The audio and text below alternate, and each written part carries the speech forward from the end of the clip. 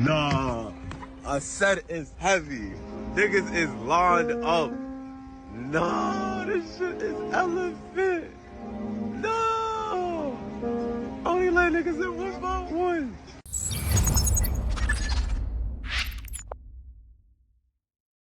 So there's a buzz around the Chase scheme, or the Chase glitch, rather, on Twitter, on Instagram, all over the social medias, and they're talking about, man, I just made tens of thousands of dollars on Chase, blah, blah, blah, tap in, tap in. So you reach out to some of these guys, and they tell you, hey, we're going to have a profit-sharing agreement. So you just give me your bank account information, I send you money, and then we keep half and half, all right? So for the people who are new to this, or gullible to this, or haven't really been able to find out what exactly is going on, that's by design. What's most interesting about this scam is how they actually made it trending as a glitch when it's completely fraud. So what's the fraud here? Well, they take your bank account information once you fall into think, oh, there's a glitch, there's a really quick way to make tens of thousands of dollars. Oh, I'm stealing from the bank. The bank always makes money. It's infinite money, right? That's what people are thinking. That turns out that's not the case. So, like I was saying, what was the fraud?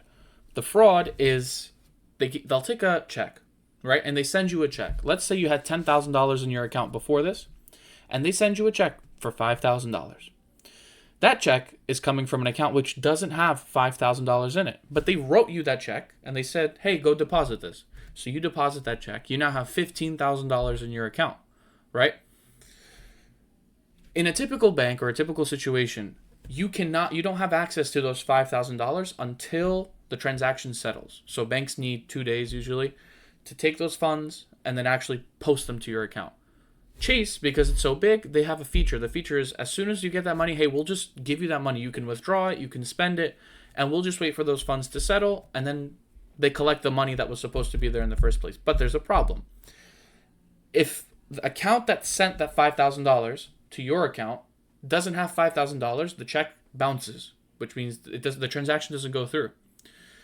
So you get $5,000 on temporarily, right, until the check bounces and there's an overdraft fee.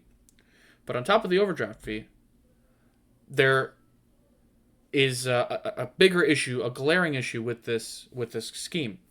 These people are then taking fake Chase checks that they're creating, right? And they use your name and your account number and routing number, obviously, for Chase. And they write themselves a check for $15,000. Or however much they want to write themselves this check. They then use the same exact trick to deposit themselves the $15,000. They then run to the ATM, withdraw all their money, and then now they have $15,000 in cash, right? 1 or 2 days go by. You get a call from Chase. Hey, this check that you sent us for $5,000, it bounced. That guy didn't have $5,000. You owe us $5,000. You're going to say, what do you mean I had $5,000? First of all, if it bounced, then I should still have 10. Well, turns out you wrote that guy a check that you didn't know about. It was a fake check. You wrote that guy a check. And either, wow, I'm thinking about it, that 50-50 profit sharing situation could be used by scammers who could actually loop it. But I'm going to say that for a minute. I'm just going to finish this point.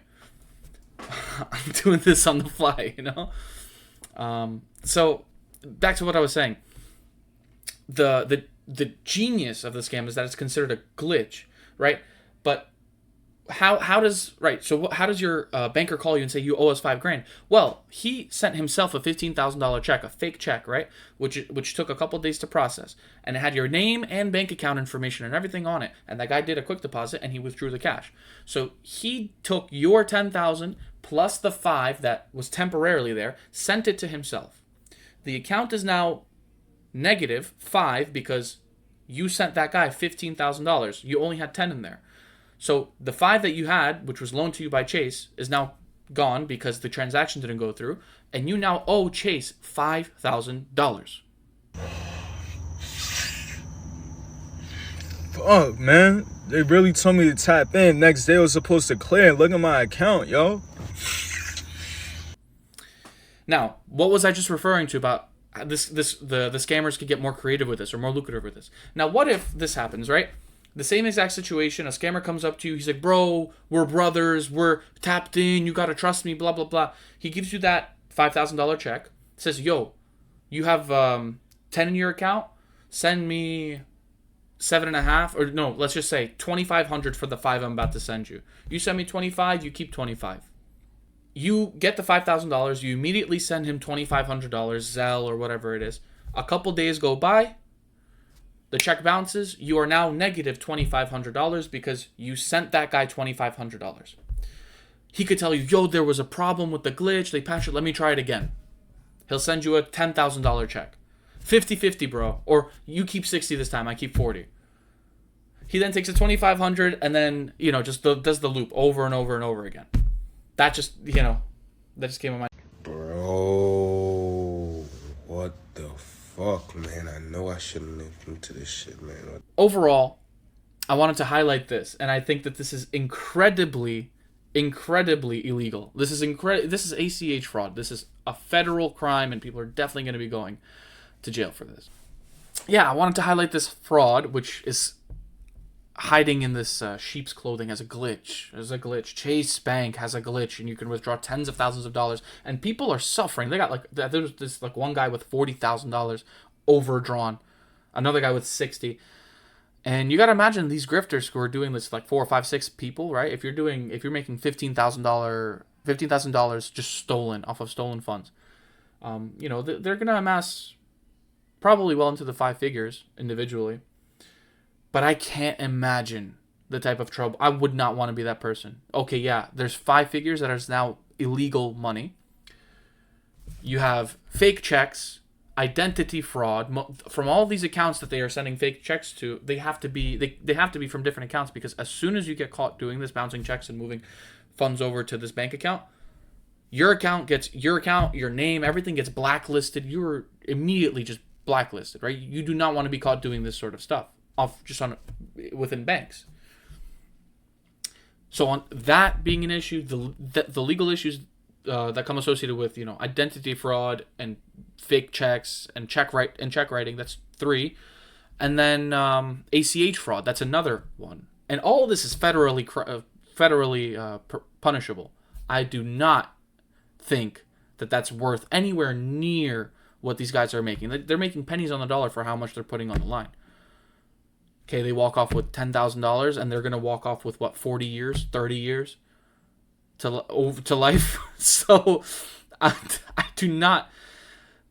can't highlight how much. I can't stress how much. Stay away from this sort of stuff. There's legal ways to make money. There's legal ways to save money. I've saved what these guys probably made in this illegal grifting through my own website, which is completely free.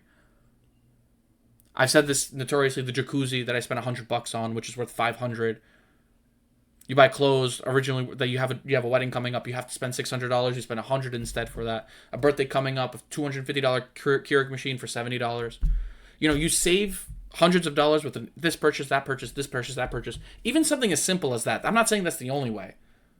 Surely that's I'm creating, if you're asking me the most free and the most approachable way to save money and make money, I'm here providing you that for free and directly to you. And I'm personally making that amount of money legally, free, and also collecting credit card points along the way, by the way. We'll get to that soon. I'm doing a lot of research into credit card points and the benefits that could bring you. Turns out it's a lot, and I think that requires a video in of itself. But we'll get to that in a little bit, okay? For now, I think I want to wrap this up. Overall, the ACH fraud, which is being called the Chase glitch, is nothing more than that. It's a fraud, and they're just trying to call it a glitch because the glitch isn't within Chase. The glitch is within the people that are falling for the fraud, aka you. So you are the glitch. You are the person losing the money. And yeah, Chase might lose some of it, but you'll lose everything you have and more. So don't do it. Keep this short. Like, comment, and subscribe, everybody. I'll see you in the next video.